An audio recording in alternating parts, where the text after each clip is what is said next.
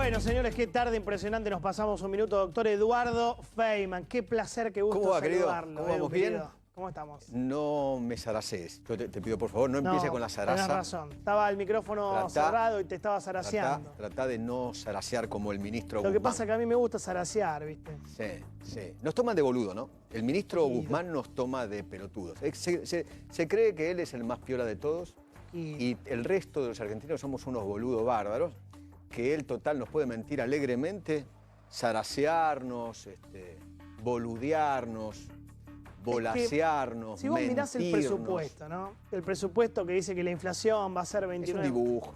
¿No es zaraza en términos de Martín Guzmán? Sí. Digo, no históricamente los presupuestos fueron zaraza. Entonces lo que hizo el ministro de Economía fue blanquear. Ahora, en cualquier parte del mundo, ¿no? En cualquier país serio del mundo, a un ministro de Economía que le ocurre lo que le ocurrió a Guzmán, hoy, ¿continúa en el cargo o ya no está más? Es que, primero, en cualquier país serio del mundo, un ministro de Economía no hace este gesto cuando está en una conferencia y no habla de zarasear.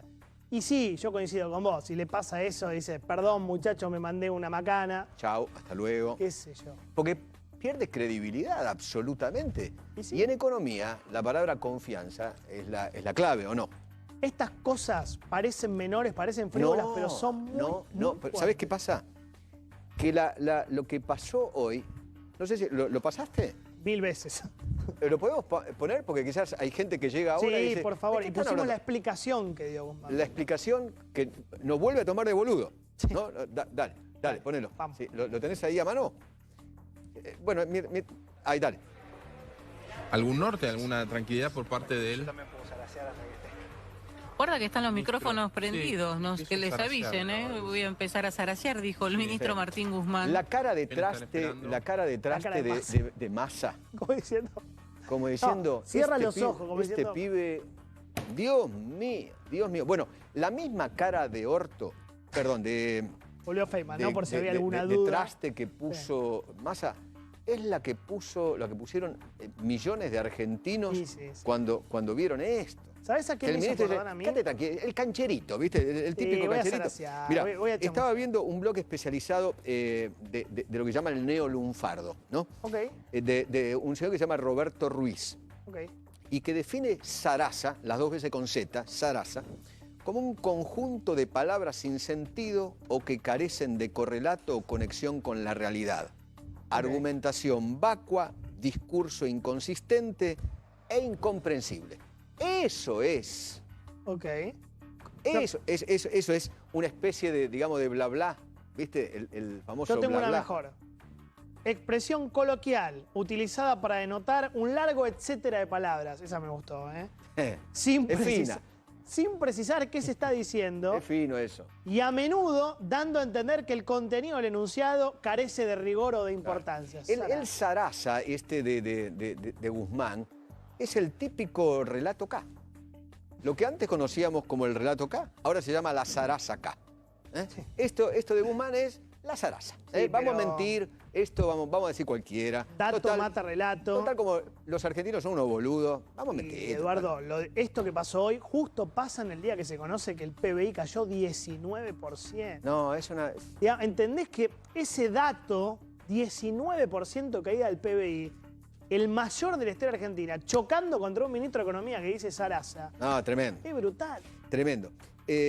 Vos sabés que... esperarte un poquito que lo busque porque creo que es importante. Porque Sergio Massa, después de la explicación de Guzmán, dijo: el presupuesto debe dar certezas y garantías de previsibilidad. Sí. Ojo con eso, ¿no? Esta herramienta que va a definir los caminos, las rutas, los trenes, la inversión, tiene que ser el fiel reflejo de las cuentas públicas. Como diciendo, a ver, muchachos, si el presupuesto va a ser zaraza... Claro. ¿No? No hagamos más presupuesto. Digo, para ser justos, Macri presentaba un presupuesto, no lo cumplía. Cristina presentaba un presupuesto, no lo cumplía. Este presupuesto no se va a cumplir. Ahora, me gustó el ataque de honestidad de Guzmán. Es zaraza lo que te está diciendo. Es zaraza, Estamos acá, charlamos un poquito, chamullamos, hablamos con los diputados. Es zaraza. Y después, y además tenés los superpoderes, Eduardo, no te olvides, Willy. Diga que el jefe de gabinete agarra y dice, saco esta partida, me la llevo. Con lo cual, lamentablemente pierde sentido el presupuesto, la ley de leyes. Hoy creo, yo no sé si muchos le dieron importancia, pero a mí me parece un hecho gravísimo. Lo dicho por Kicillof, o el intento que quiere hacer Kicillof, que quiere crear una suerte de fideicomiso en la provincia de Buenos Aires para comprar tierras usurpadas en Guernica y venderlas y subsidiarlas a los delincuentes que tomaron las tierras. Suena a una legitimación, ¿no? Pero es una cosa de locos. ¿Cómo te pones del lado de los delincuentes? Lo estás legitimando. ¿Pero dónde se ha visto? Porque sos el Estado, Eduardo. El gobernador, porque olvídate de Axel persona, Axel Kicillof. Sos el Estado, sos el gobernador de la provincia de Buenos Aires. Por eso. Vos estás legitimando la toma, estás diciendo, bueno, tomen, que después yo compro y te lo vendo más barato. Quédate tranquilo, yo después te lo subsidio, te lo vendo en cuotas. Vos quédate tranquilo. Una jurisprudencia vos tomá. complicada. A ver si al gobernador le gustaría que le tomen su casa particular. A ver si le gustaría al gobernador que le hagan eso. No, seguramente pondría el grito en el cielo. Bueno, a ver, uno de los pilares de la Constitución Nacional es la propiedad privada. Es intocable, viejo. Intocable. Te guste o no te guste.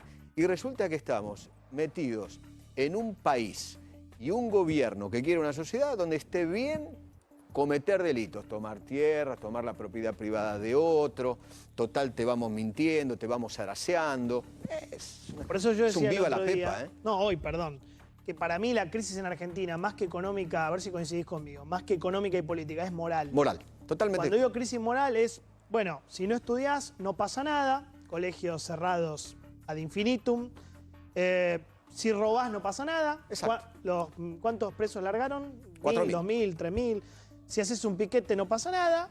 Si tomás un terreno, no solo no pasa nada. El gobernador se pone de tu lado. Salís ganando, digamos. Sí, claro. Y si evades impuestos, ¿vos sabés una cosa? Lázaro Báez. Eso es ir en contra del sacrificio, porque vos imaginate la persona que se rompe el lomo laburando y se levanta a las 5 de la mañana, se toma 3 colectivos para ir a trabajar, un obrero, no sé, pensá en cualquiera. El mérito, ¿no? En cualquiera, ¿no?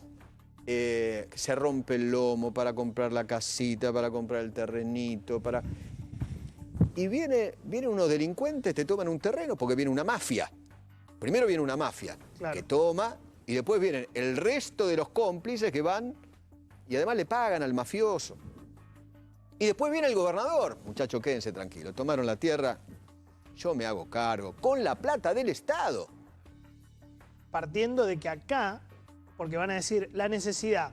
Acá estaba Bernie sentado, acá donde estoy yo ahora. Yo estaba ahí y Bernie estaba acá.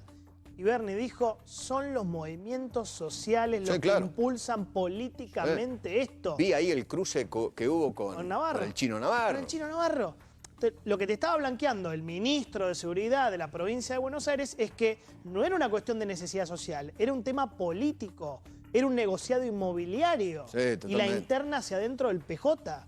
La interna hacia adentro de los movimientos sociales, algún movimiento de izquierda que estaban disputando a ver quién se quedaba con un terreno privado para ver a cuánto lo vendían después, para ver cómo financiaban una agrupación social. Sí, lo usamos acá a Willy. Willy, ¿qué tal, querido? Sí. ¿Cómo va? ¿Qué tal? Buenas tardes. ¿Cómo andan todos? Hoy, ¿me parece a mí o hubo mucho ruido? Mucho ruido. ¿Con qué? Cambiario, bancario. Sí. Bueno, Las redes sociales. mucho rumor en redes sociales. La palabra. De corralito. Corralito, ¿no? corralón, sí, todo, de todos los colores, digamos. Bueno, ¿qué hay de eso? Contémosle a la gente porque hoy como hubo mucha intranquilidad, separemos la paja del trigo y contemos la realidad. Contémosle a la gente. Cuando el gobierno toma el martes pasado la decisión de acentuar el cepo y frenar la sangría de reservas que tenía,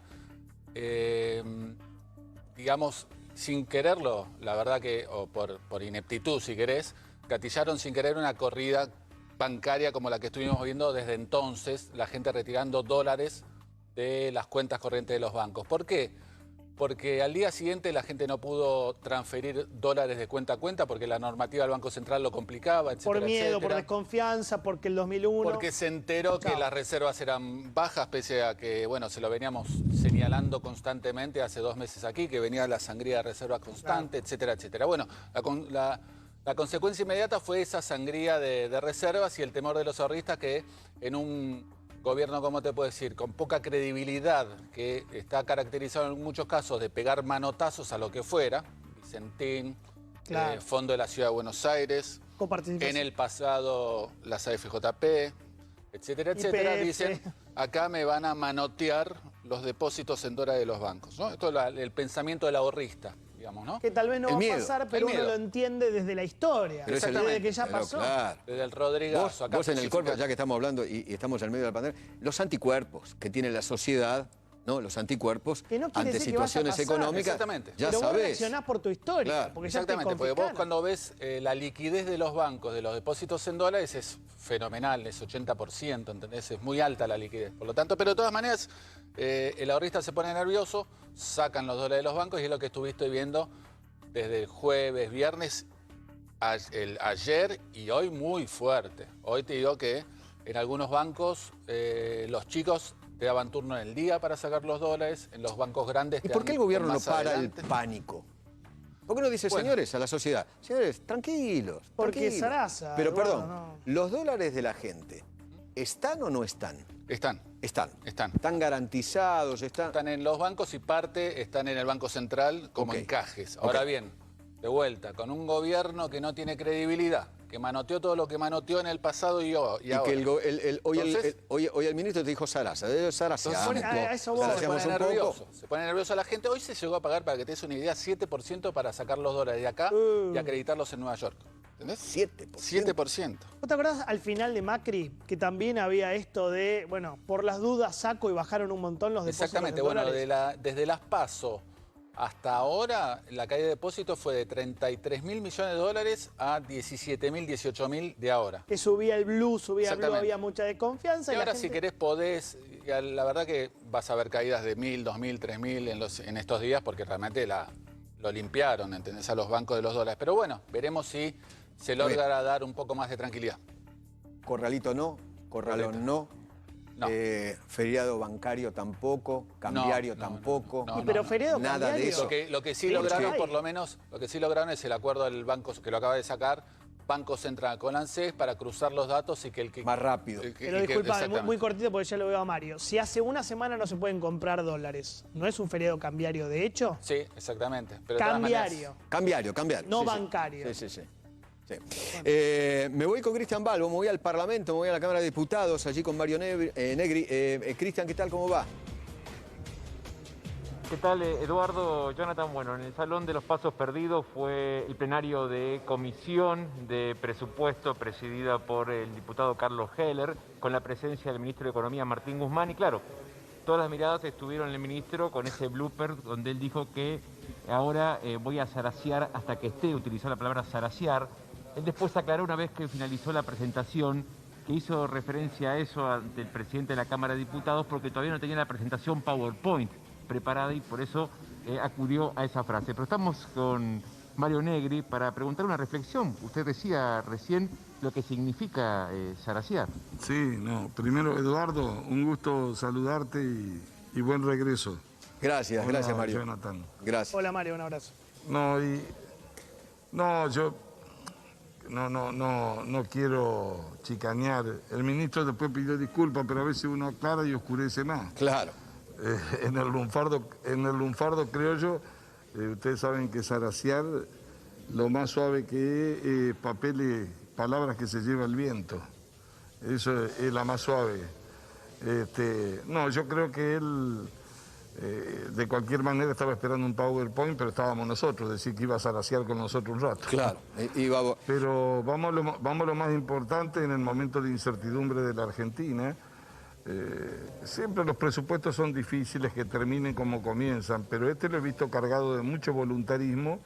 Yo dividiría en dos partes, primero una clase magistral como si estuviera en Colombia que yo le pondría la firma al lado y debería hacérsela escuchar al gabinete, de lo que significa el consumo, pero la necesidad de una política exportadora agresiva para que tenga divisas, si no el país no puede desarrollarse económicamente ni ser virtuoso económicamente, la necesidad de controlar el gasto, bueno, todo lo que todos conocemos, pero que en realidad no ocurre. Y después, obviamente, yo creo que es súper optimista y que se empieza a chocar con la realidad. Nos hubiese gustado, aunque sea el presupuesto, que hubiese dado un poquito más de claridad y tranquilidad a esto de la excepcionalidad que está pasando con el tipo de cambio y con la política cambiaria, ¿no?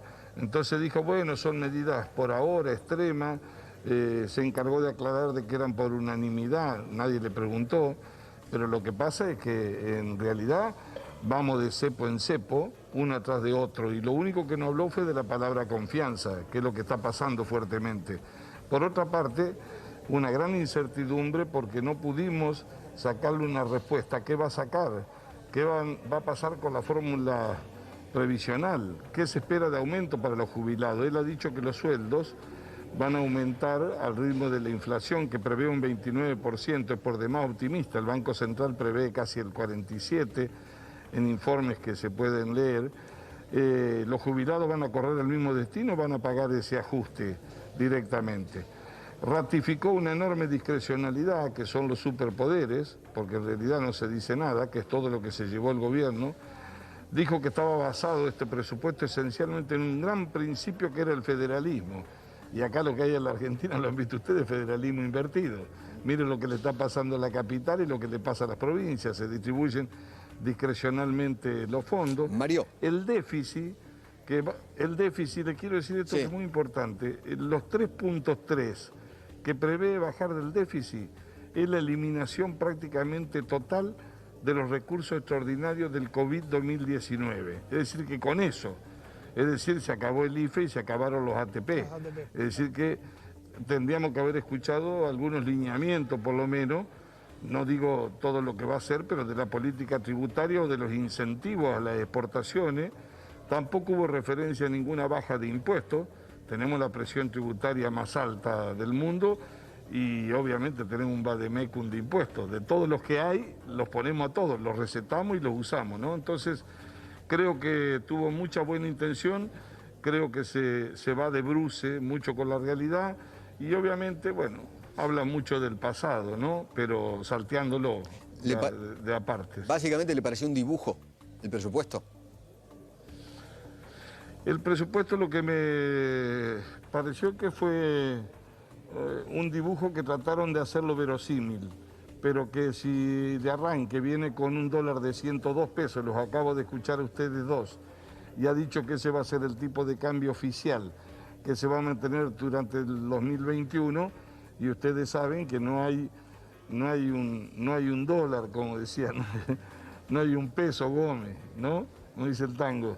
No hay un dólar a eso. Lo anunciaron y se fue a 130, 140. Hoy el contado con liqui pasó exactamente lo mismo. Entonces me parece que ahí no está reflejando la realidad en absoluto, ¿no? No dijo nada de la falta de dólares que recién estábamos charlando acá con Eduardo y con Willy, que es el gran problema hoy de la economía, que tenemos 7.000, 8.000 millones de libre disponibilidad de reservas. No dijo, explicó, sí contó, mejor dicho, como si ustedes fueran una clase, que uno de los problemas de la Argentina que arrastra es eso. Lo que en realidad él quiere desarrollar un mercado de capitales en pesos, que la gente invierta acá, que no compre dólares, pero para eso tendría que haber explicado mucho qué significa la palabra confianza, que es lo que no existe en la Argentina. No existe confianza, y si además usted le mete tensión política, tensión social, le aumenta nuevos impuestos, ve rico por arriba de la pared, por todos lados, hace dobles imposiciones cargadas de inconstitucionalidad y además de eso piensa que los que van a venir a invertir o viven afuera, también lo va a meter dentro del impuesto. Dígame si la confianza se deteriora o la confianza gana. Entonces es imposible. En un sistema bimonetario como el nuestro, donde el peso no te alcanza ni para comprar un chicle, la gente se refugia. La historia ha sido así.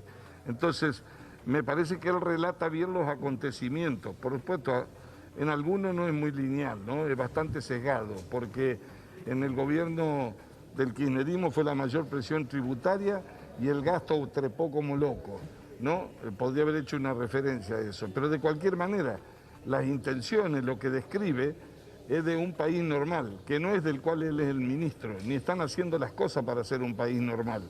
Es más, nos pide sensatez, que dialoguemos, que no haya grieta. Bueno, debería dar una clase magistral en el gabinete, a lo mejor le sacan la estaca a la grieta y convocan a los argentinos, cada uno con sus errores, a ver si entre todos, trabajadores, las empresas, podemos imaginar un proyecto mínimo de desarrollo sostenido, con crecimiento y apuntado a las exportaciones, como dice a él que le gusta, para que tengamos divisa.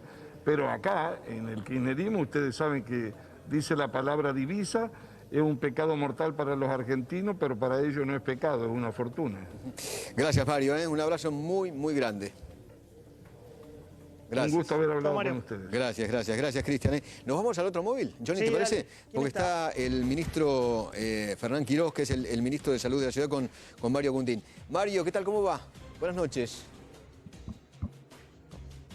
Hola, Eduardo, Johnny, buenas noches. Exactamente, a mi derecha está Fernán Quirós, el ministro de Salud de la ciudad. Mucho para hablar, él ya los escucha, temas que lo tocan directamente como la salud, otro tal vez indirectamente como la salud con respecto a la educación, pero ya los está escuchando Fernán Quirós.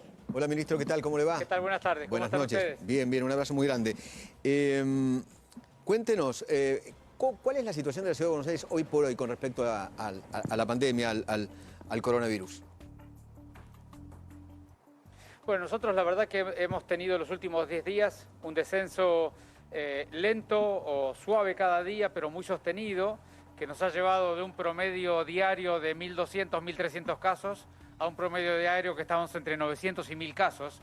De manera que estamos viendo un descenso en estos días que esperamos que los días que continúen los sigamos confirmando de manera de usted diría entonces que un descenso sostenido. Usted diría, ministro, entonces que estamos viendo el pico de la montaña atrás. Bueno, si podemos confirmar estos datos durante una semana más, porque ya nos pasó en dos oportunidades previas que descendimos unos días y luego volvimos a ascender, ¿no es cierto? Pero este descenso es un poco más prolongado desde el día 2 de septiembre, que estamos con el R debajo de 1 y los casos descendiendo, de manera que es bastante sostenido. Veremos esta próxima semana para ver si podemos confirmar definitivamente esta tendencia. Ojalá, Fernán. Acá, Jonathan, ahora te pregunto por el tema escuelas, que me parece que es el tema central en la ciudad de Buenos Aires, pero antes tema muertos, porque ayer se informaron 429 muertes. Sin embargo, cuando uno habla con especialistas, por ejemplo, Federico Tiberti nos decía que ese dato no es correcto, porque, por ejemplo, 201 fallecimientos son de hace más de un mes y 146 son de hace más de 2 meses. Con lo cual me preocupa, no sé, vos nos podés aclarar un poquito mejor, cómo se están tomando las decisiones en la Argentina. Hay muertos de junio y julio, una vergüenza. Bueno, es muy importante esto jurisdicción por jurisdicción. Ustedes saben que el sistema de reporte es un sistema nacional al cual reporta cada efector, es decir, clínica, sanatorio y hospital. Entonces, jurisdicción por jurisdicción es muy importante estar dialogando permanentemente con los efectores, tanto públicos como privados, para que no se desactualicen, no pierdan la oportunidad de registrar de manera correcta, en tiempo y en forma, todos los casos, tanto los casos de los hisopados, definiendo el hisopado por positivo o negativo, como los casos de los fallecidos o las altas y la recuperación. Esa es una tarea que es jurisdicción por jurisdicción, es permanente. Nosotros hacemos todos los días un esfuerzo importante en ese sentido para mantener lo más actualizado el registro. Por supuesto que es una tarea que es constante y uno la tiene que sostener y mantener lo más actualizado posible los datos. Pero, perdón que insista, ¿es real esto que estamos describiendo? Que de los 429 muertos de ayer, la mayoría no eran de ayer, ¿solo 33 eran de ayer? Sí, entiendo que la provincia de Buenos Aires, estaba leyendo hace poquito en las noticias, dio una explicación pública, porque la enorme mayoría son de la provincia, ¿no es cierto? Sí. Dio una explicación pública que estaba recuperando datos y estimulando a la actualización, pero es un tema que habría que preguntárselo directamente a los funcionarios de la provincia. Fernán, buenas noches. Claudio Sin, ¿cómo estás? Yo me gustaría dado que no tengo el compromiso de ser ministro de nada, pues contarles, porque también nosotros preguntamos a mucha gente cómo funciona la cosa en la Ciudad de Buenos Aires.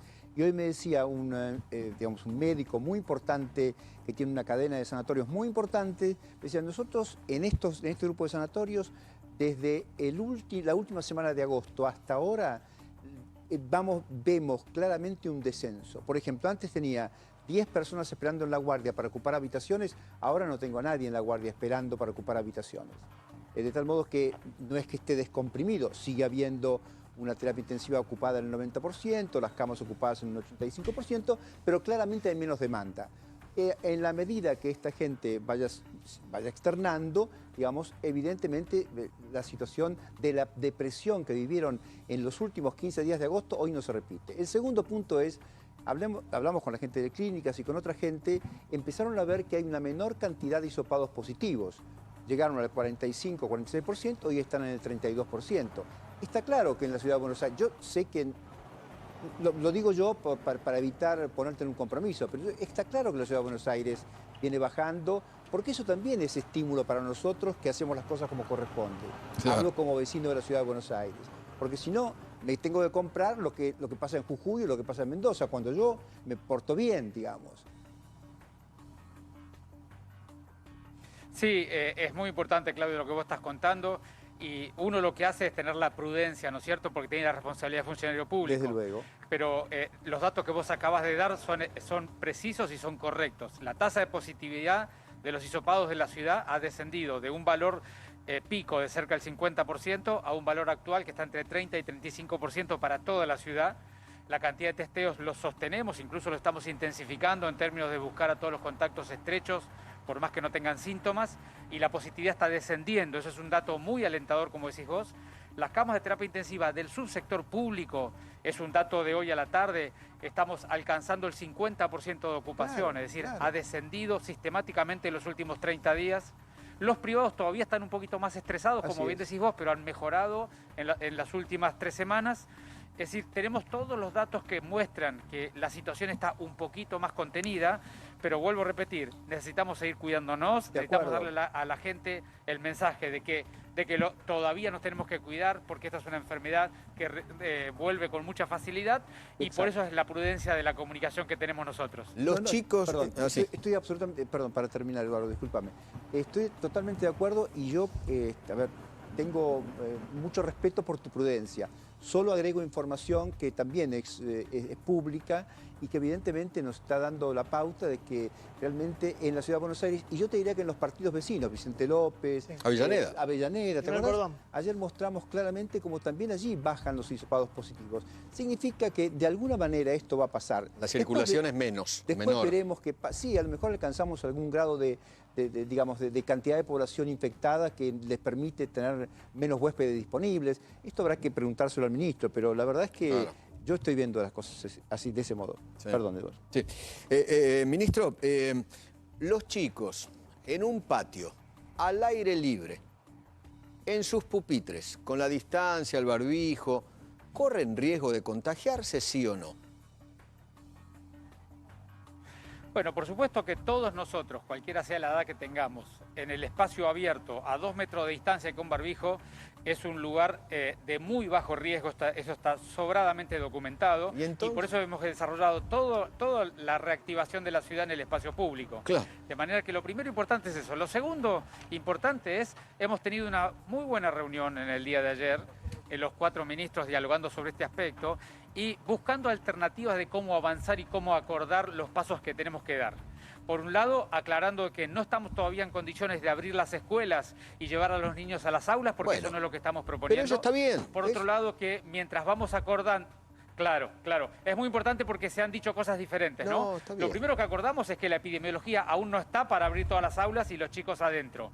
Lo segundo importante que acordamos es que tenemos que trabajar juntos para ofrecerle a la ciudadanía una propuesta del gobierno de la ciudad y el gobierno nacional que sea razonable, oportuna y cuidadosa para el problema que estamos manejando.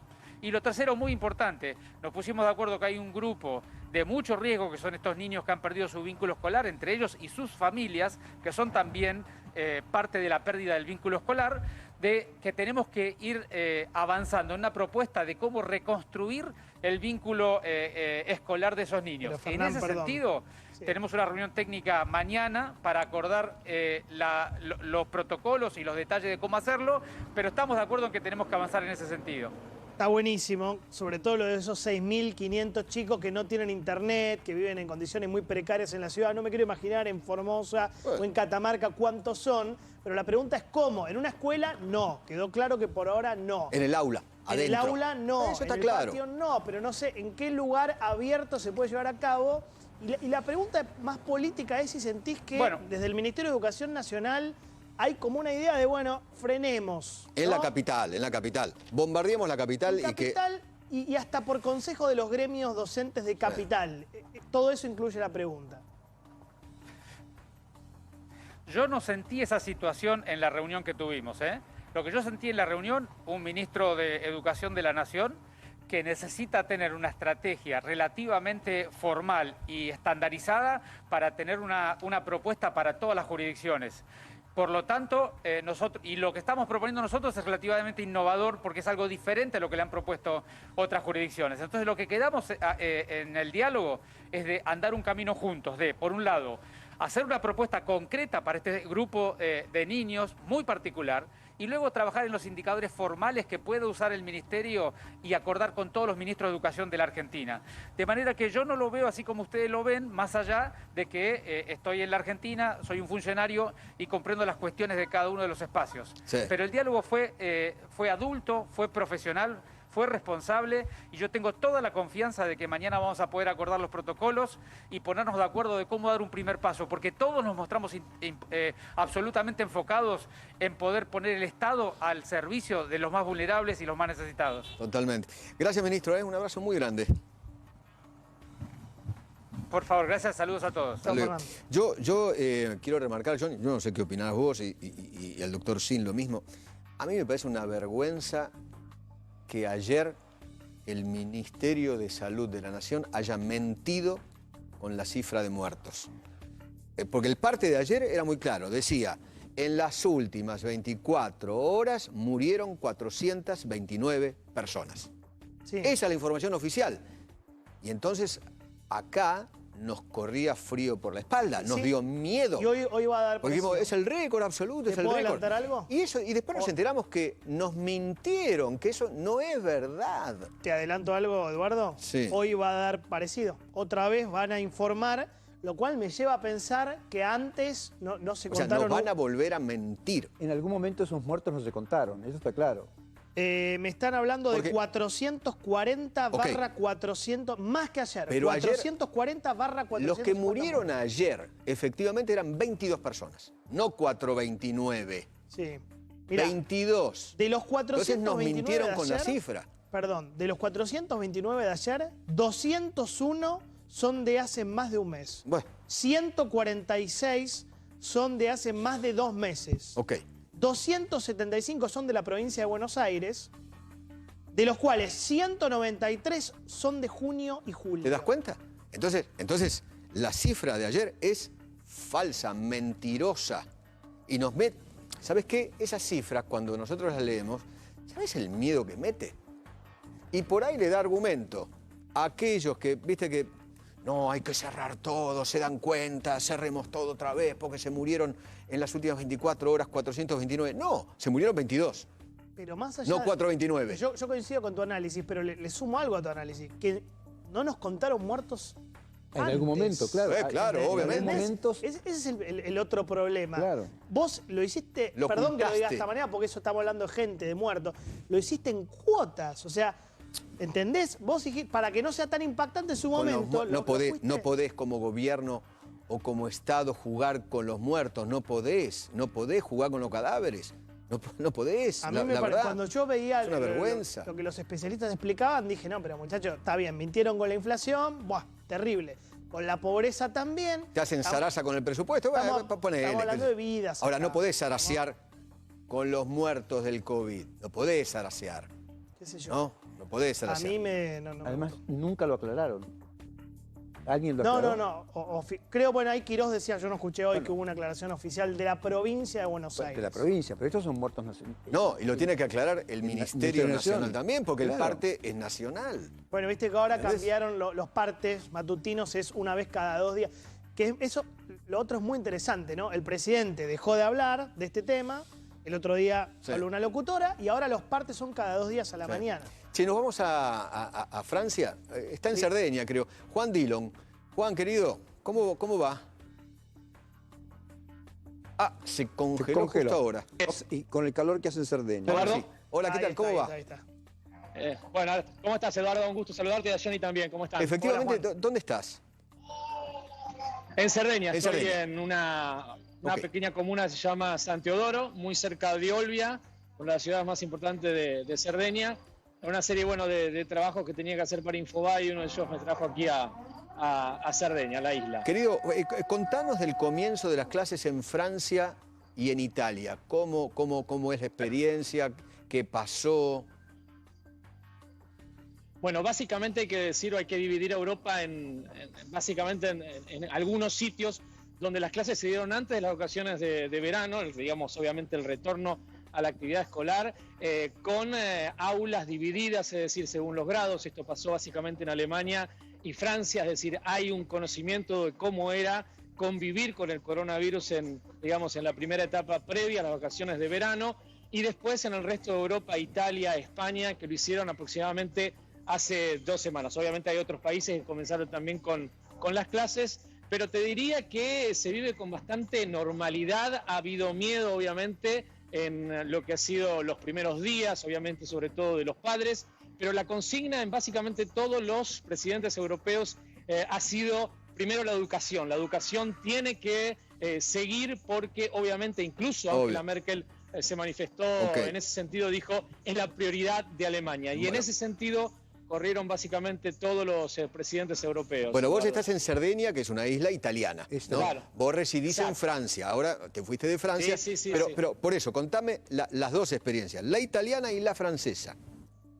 Bueno, en Francia te digo, antes de las vacaciones de verano, tenés que calcularle en el mes de julio, se dieron lo que es el restablecimiento de las clases en los grados, te diría, para hacerlo representativo de la Argentina, de chicos mayores de 3er grado. En Alemania, al revés, por decir, se hicieron los chicos más chicos. Así empezó a retomar lentamente Francia y Alemania. En el caso de Italia y de España lo hicieron después del receso de las vacaciones de verano, es decir, hace apenas 2 semanas. Dependía mucho si eran escuelas privadas o escuelas públicas. Por ejemplo, aquí en Italia empezaron antes las privadas el 7 de septiembre y el 14 de septiembre lo hicieron los colegios, públicos, generales.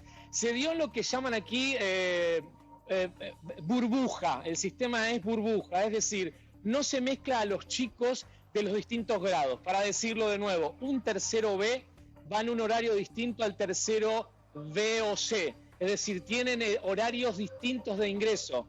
Tienen imposibilidad de verse en los recreos. Es decir, se hacen estas especies de burbujas para que no haya contacto incluso entre los padres que van a buscar a los chicos a la salida de los colegios. Básicamente ese protocolo, con los barbijos, con la utilización del alcohol en gel, con obviamente también lo que te digo, los recreos diferidos y la imposibilidad de ver a otros chicos, incluso también se han superado y se han cerrado los comedores escolares en algunos de los colegios donde no se podían garantizar.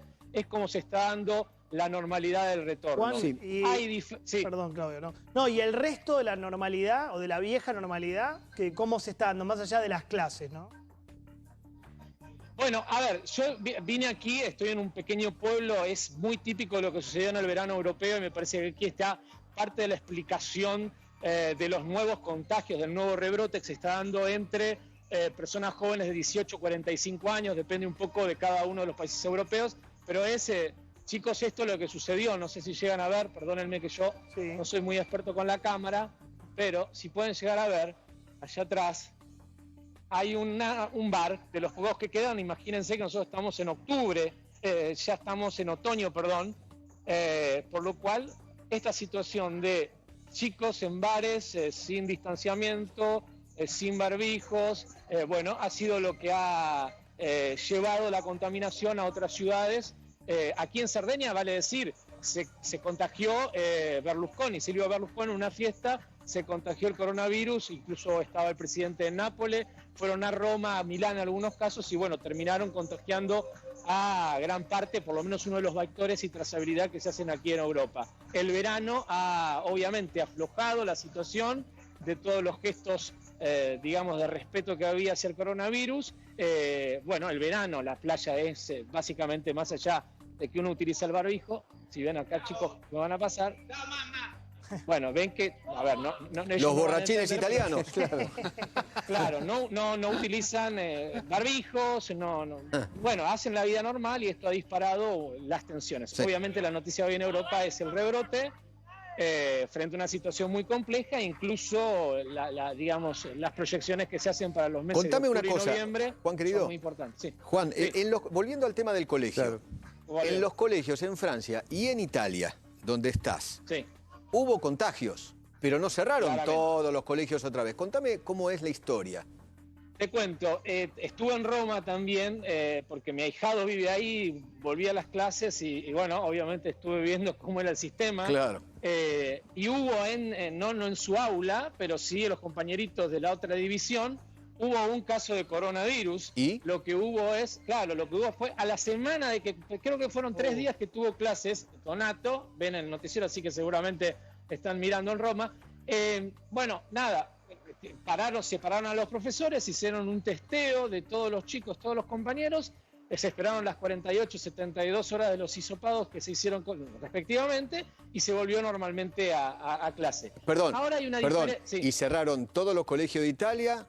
No. ¿Cerraron el colegio? ¿Ese colegio lo cerraron? No, tampoco. No, tampoco. Claro, no. Se ha decidido cerrar los clústeres. Se ha decidido, incluso en España y en Francia, en Francia cambió el protocolo hace 2 días. Hace 2 días cambió el protocolo en Francia y ya no se revisa, no se hace un hisopado a todo el colegio, sino se hace a los vectores de cercanía. Incluso se han modificado lo que son las cuarentenas. Grado, a esa división. Exactamente, e incluso a los grupos. A veces hay hasta grupos, incluso, obviamente recuerden ustedes que hay distanciamiento de bancos, en lo posible 1,5 metros, depende mucho del país, 1,5 metros, 2 metros, pero bueno, se le hace a los compañeritos y a los profesores. Obviamente la preocupación, les digo, que no está tanto en los chicos, sino en la trazabilidad de los chicos, que los chicos puedan contagiar a los mayores, pero básicamente en la comunidad educativa, porque claramente hay muchos docentes sustitutos que obviamente si se enferman tienen que buscar otro maestro y eso sí complica mucho lo que es el reinicio de la actividad normalmente. Pero les diría que no es la preocupación hoy en Europa la vuelta a clases, sino el rebrote. Claro. El otro punto de organización del reinicio de clases en Italia fue que fue progresivo, región por región, no empezaron todos juntos, empezaron de una manera planificada. A tal punto que hoy, digo, para ponerlo en contexto, porque acá criticamos mucho esto y hoy ocurrió exactamente lo contrario a lo que nosotros criticamos, o lo que yo critico en particular. Hoy hubo una larga videoconferencia entre Lucia Azzolina, que es la ministra de Educación italiana, y Nicolás Trota. Nicolás Trota está buscando información en el mundo de cómo son los protocolos, cómo se aplican, etcétera, ¿no? Lo cual es muy bueno porque en lugar de preguntar a tanto epidemiólogo que no tiene respuesta posible sobre qué puede pasar acá, es mejor buscar qué experiencias ajenas, saber de qué manera se pueden aplicar en Argentina, ¿no? Sí, y obviamente los ministros de salud entiendo que le han dicho que claramente lo mismo que han dicho los líderes europeos, Macron, Giuseppe Conte, o lo ha dicho el mismo Pedro Sánchez, no existe el riesgo cero, es decir, vamos a tener que transitar con el coronavirus, por lo cual si esperamos que haya riesgo cero, obviamente no solamente las clases, sino la actividad normal de ninguna de las actividades que se puedan hacer, no se van a poder garantizar, incluso ni con la vacuna, ¿no? Juan, querido, un abrazo muy, muy grande, el cariño de siempre. Un abrazo para todo el equipo, Eduardo, un gusto. Abrazo, querido. Juan Dillon. Bueno, lo único que te voy a pedir es no me zaraces más, basta. Vos estás todo el tiempo con la zaraza. Basta. Desde que hacemos el pase, desde que arrancamos el pase. Todo zaraza. No hoy, desde el primer día. Me zaraseás todo el tiempo. No. Este país no aguanta más la zaraza tuya, la de Cini, la de Yesi, la de Barrio y la de Witt. Y es posible. Con mi zaraza no te metas.